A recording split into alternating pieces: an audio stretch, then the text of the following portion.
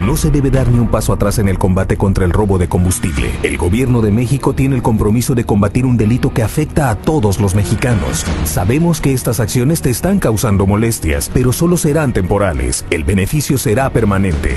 En México sí hay gasolina y estamos reforzando la seguridad de los ductos. Mientras tanto, cientos de pipas llevan combustible a las zonas afectadas. Es un reto monumental, pero juntos podemos superarlo. Ese es nuestro Amigas, compromiso. amigos, muchas gracias de todo corazón por apoyarnos en la lucha contra el robo de combustibles, el llamado huachicol. Es una ilegalidad, una inmoralidad, un acto de corrupción que teníamos que enfrentar. Está costando molestias porque temporalmente va a haber desabasto, transitoriamente tenemos gasolina y diésel suficiente en el país. Hay reservas suficientes de gasolinas.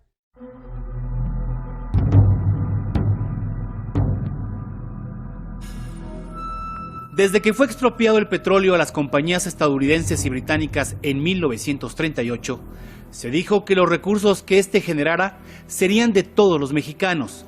Pero hay quien se lo ha tomado al pie de la letra, aún en contra de su vida. Era el amanecer del 19 de diciembre de 2010. Una explosión en un oleoducto de Pemex cubrió el cielo de San Martín Texmelucan, un poblado a 90 kilómetros de la capital del país. Cuando se hace la investigación de qué es lo que había provocado la explosión de los ductos a la altura de la autopista México-Puebla sobre San Martín Texmelucan, se da la información de que era una toma clandestina que fue mal cerrada. A partir de ese momento, todo el país incorpora una palabra en su diccionario que describe un nuevo tipo de banda del crimen organizado: los ladrones de ductos de gasolina, los famosos huachicoleros. Aquellos choferes de camiones de carga que, igual que los adulteradores de bebidas del siglo pasado, rebajaban su producto con agua para revenderla, ellos, los camioneros, lo hacían con la gasolina de sus tanques. Inició concretamente en el centro del país, estados como Puebla, Hidalgo, el Estado de México, Veracruz.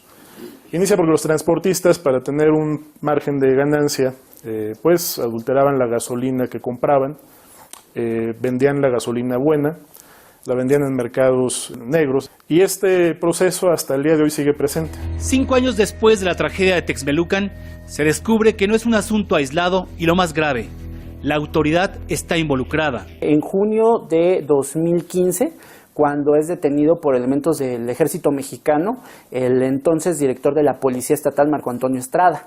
Marco Antonio Estrada fue detectado custodiando 37 camionetas que tenían pues litros y litros de hidrocarburo robado en la zona de Tepeaca. México cuenta con una red tendida de 17,000 kilómetros de ductos a lo largo de todo su territorio, por la que Pemex transporta petróleo crudo, gas y gasolinas. Del Golfo de México hacia la capital del país corre una enorme tubería para abastecer la necesidad de los millones de vehículos que se desplazan ahí. ¿Por qué se da? Bueno, porque pasa el ducto, porque las condiciones de vida ya pues son fastidiadas, o sea, no es una zona de industria, no es una zona con una gran producción citrícola, agrícola en general, no hay demasiado ganado. Te hablo de los pueblos de la zona huachicolera de Puebla.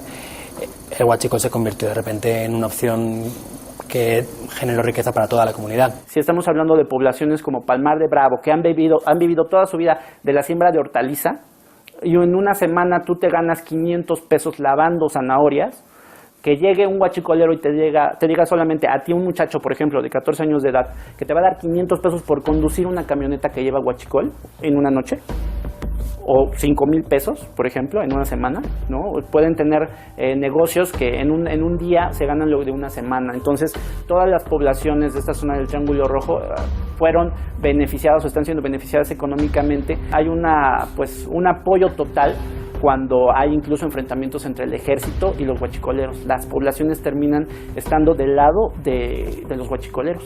Pero los beneficios no son para todos y no en la misma proporción. El crimen, como toda organización, tiene jerarquías en función del compromiso mostrado. Ahorita ya se habla de que esto pudo haber costado cerca de 150,000 millones de pesos durante la última década en términos de robos de combustible. En 2011, hasta antes de que se aprobara esta reforma, por ejemplo, teníamos alrededor de 2.400 tomas. Para este año 2017, muy probablemente estemos teniendo más de 7,000 tomas clandestinas. La ubicación privilegiada del estado de Puebla, a medio camino entre el Golfo de México y la capital azteca, así como recibir un torrente de combustibles a lo largo de un ducto que viene descendiendo de la sierra en camino al mayor consumidor de gasolinas del país, lo ha vuelto la manzana de la discordia para diferentes bandas. Existen por lo menos 4 líderes huachicoleros en la zona de Puebla que primero empezaron, como les decía, con estas familias, con estos comercios domésticos de hidrocarburo robado, y después se fueron haciendo a gran escala, a grado tal que ahora ya tenemos por lo menos 2 cárteles peleando por la zona del hidrocarburo en la franja de Puebla-Veracruz. Aunado a lo anterior, los expertos dan una explicación a este fenómeno centrado en la desigualdad social. El narcotráfico tiene un estigma que no tiene el huachicoleo. ¿Por qué? Pues yo entiendo que la gente piensa que agarrar el combustible y revenderlo es una especie de derecho que tienen por haber nacido en México, que es un país productor de petróleo. Hemos visto estos últimos meses un hecho concreto en Palmarito, en Puebla, como un grupo delictivo que se dedica al huachicoleo están en un lugar supuestamente sacando combustible cerca de Palmarito, un pueblo muy chiquitín. Llega el ejército, se enfrentan y la respuesta es confrontar, no es irse corriendo. Por el otro lado, que también estamos hablando de comunidades que históricamente se han quedado al margen de los beneficios del negocio petrolero en México y que con la reforma energética tampoco se están viendo beneficiadas. Y la única manera que ellos han visto ahora de obtener un beneficio, desafortunadamente, ha sido así, robándolo y vendiéndolo. En Palmarito mucha gente me decía, no, lo que pasa es que ellos cuando llega el Día de la Madre, por ejemplo, reparten regalos, o llega el Día de la Mujer, reparten electrodomésticos, así, ¿no? O llega el Día del Niño, reparten juguetes. O alguien está enfermo, ya sabe a dónde tiene que ir para explicarle a quien tiene que explicarle si le puede dejar para la radiografía o el estudio que sea. Entonces el arraigo de estos grupos en las comunidades es muy fuerte. A juicio de las autoridades federales, esa es la razón por la que no se puede acabar con el problema, su fuerte base social y la corrupción regional. La información ya está en manos de estas organizaciones. Hace muchos años, en 2009, todo en el gobierno de Calderón, por ejemplo, el Atlas de Infraestructura Estratégica de Pemex se hizo público. Se le entregó a los 32 gobernadores a través de un convenio de CONAGO con Petróleos Mexicanos y se le entregó a otros 450 alcaldes. Desde entonces también el problema empezó a crecer porque se les entregó información de toda la red de ductos de Petróleos Mexicanos. En estos 22 municipios también se ha hablado de la colaboración incluso de servidores públicos como presidentes municipales. Tenemos 2 presidentes municipales que han sido detenidos en Puebla por estos casos, ¿no? El presidente municipal de Atzitzintla y el presidente municipal de Palmar de Bravo. Incluso en el caso del último presidente, que es el de Palmar de Bravo, se le confirmó que tenía hidrocarburo robado en sus gasolineras y que había tenido cierto enriquecimiento ilícito a raíz del huachicol. En el robo a ductos confluyen muchas problemáticas y una de ellas es el alto precio de los combustibles, lo que atrae a decenas de consumidores. Cuando compras un litro al huachicoleo te sale a 7 o 8 pesos si la zona no está caliente. En la gasolina te cuesta 15, 16, o sea, es el doble. Es muy lucrativo. El incremento que hubo a inicios de 2017, aproximadamente 20% en los precios del diésel y la gasolina, pues también tuvo un impacto en lo que es el crecimiento de un mercado negro. La gente se está yendo a surtir. Los grandes consumidores, tanto transportistas como industriales, también lo que más se roba en el país es el diésel. Y entonces lo que hemos visto en las evidencias que han surgido en estas semanas de estas colas que hay prácticamente a lo que parece ser clientes del sector transportista o de algunos otros grandes consumidores de diésel, pues nos está hablando de que el precio sí tuvo un impacto también, lo hizo más atractivo, tanto para las organizaciones del crimen que lo venden, como para organizaciones y bandas más pequeñas. Y otras que han crecido en recursos y en violencia. El Toñín, el Loco Telles, la Negra y el propio Bucanas son los que tienen el control de toda esta franja. Cifras del gobierno federal establecen que Puebla ocupa el cuarto lugar nacional en empleo otorgado por la economía informal. Y ahí, se estima, caben muchos colaboradores de los ladrones de ductos. Ante el desbordamiento del problema y el tibio éxito de las Fuerzas Armadas, los expertos urgen al gobierno a dar soluciones a más largo plazo. Lo que nosotros percibimos es que piensa que esto lo corregirá el mercado, que en la medida en que entren más participantes y los precios se abaraten, será una actividad menos rentable para los grupos del crimen.